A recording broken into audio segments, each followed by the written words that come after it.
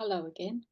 Just a reminder that the videos in this series reflect the IELTS Levels 6+. To achieve success by the end of this series of videos, you should be able to use a minimum of 1,500 words, both written and spoken as conversational Australian English. This would deem you to be competent at a competent level of IELTS Level 6.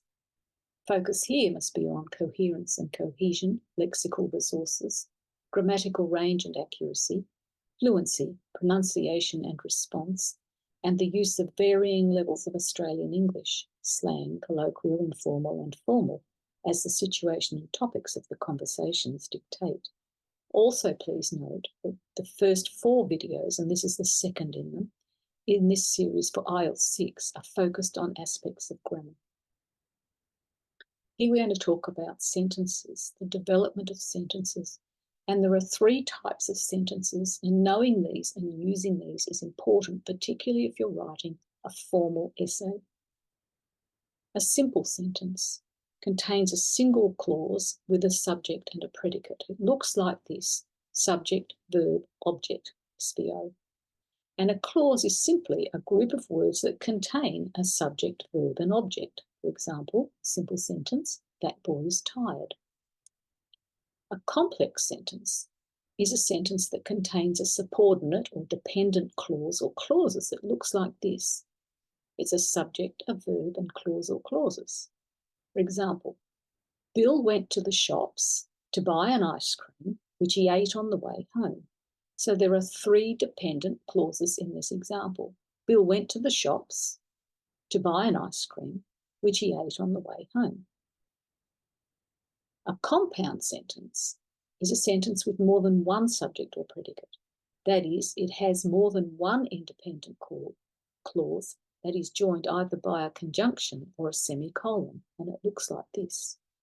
Subject-verb clause plus the conjunction or semicolon plus the subject-verb clause. For example, Bill went to the shops and met his friend Pete, who was also buying an ice cream. You develop your sentence by adding adjectives to nouns to make a more descriptive sentence. Adjectives are parts of speech that describe nouns. For example, the red pen is on the desk, the tall girl is standing at the door. You can also further develop your sentence by adding adverbs to make a more descriptive sentence. Adverbs are parts of speech that can describe a verb. Adverbs can also add to the meaning of an adjective or other adverb. Adverbs often tell us about the time, place, and the degree or how something has happened. For example, how, when, where, or why something is done. They often, but not always, end in ly. For example, almost finished, nearly there, sat beautifully, ate politely. And what about prepositions, phrases, clauses, and conjunctions? Well, a preposition is a word used for showing in what relation one thing stands to another. And there are conventions when using prepositions. Sometimes more than one preposition is needed to explicitly demonstrate the relationship.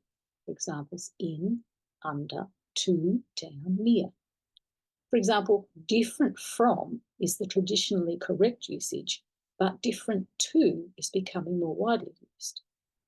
For example, he came out from under the table. A phrase is a group of words that does not contain a verb, nor is it understood within that group of words. And there are different types of phrases. And these phrases do the work of the type of word they represent. So these are noun phrases, obviously representing a noun, adjectival phrases, adverbial phrases, prepositional phrases, conjunctional phrases, and interjectional phrases. They're usually introduced by a preposition. Examples are noun phrases. How to do this is a difficult question. Adjectival phrases. A bird in the hand is worth 2 in the bush. Adverbial phrases. He will wait for a few minutes. Prepositional phrases. He went on board the ship. And conjunctional phrase. In case we fail, we need to try again. And interjectional phrases. What a pity. clause is a group of words that contain a verb and is a part of a larger sentence. And again, there are different types of clauses. Noun clauses, which may be the subject of a verb, the object of a verb, the object to a preposition, the complement to a verb, or in apposition to a verb. Adjectival clauses, they qualify the noun or pronoun that belongs to some other clause, thereby doing the work of an adjective. And adverbial clauses, it does the work of an adverb to a verb, adjective or adverb that belongs to another clause. So here's some examples. Here's a noun clause. The subject of a verb, that she is behaving very badly is certain. The object of a verb, I will be very happy to know when you will come back. Object to a preposition, that car will sell for what it's worth. Complement to a verb, that is precisely what I would have expected. Apposition to a verb, the excuse that he is sick is not true. Adjectival clauses, the precise time when the eclipse will occur has not yet been determined. This clause qualifies the noun time and therefore is doing the work of an adjective. Adverbial clauses, the bully threatened to bash Tom unless Tom handed over his money. This clause relates to the previous clause, the bully threatened to bash Tom, thus adding to the information. A conjunction, easily called a joining word, shows the relation between one idea and another. They can show addition, contrast, or causality. Note that preposition can also be joining words, expressing a relationship between one thing and another thing, whereas conjunctions show a relationship between one idea and another idea, or between one thought and another thought. Examples are and, but, or, however, because, and there are others. He is a brilliant and astute scholar. We always admire someone who is poor but honest. The girl in the red hat has no friends because she is so nasty. Mood refers to the manner in which an action is spoken. There are three finite moods, that is, limited by number and person, and again, person is grammatically speaking. Indicative, the mood of inquiry, for example, he comes. Imperative, the mood of command or advice, as in come. Subjunctive, the mood of supposition, for example, if he comes. There's also infinitive mood, and the example is to come. Tone is the way an author is able to express an opinion about the subject being written. Really important in your writing. The choice of vocabulary directly influences the tone in writing.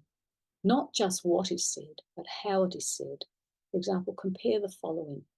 A, sit on your chair and concentrate on your work, said the teacher to her class, commanding tone. Second one, come and have a seat and start work, said the teacher to her class. That's much more welcoming. It's a welcoming tone. In our next video, we'll be doing a bit more grammar and also learning more vocabulary to help to achieve your goal of IELTS level 6+.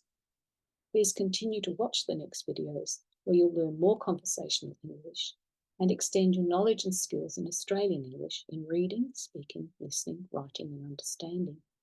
And can I ask you, if this content has been helpful, would you please subscribe to this channel? Many thanks and hope you get to Australia one day.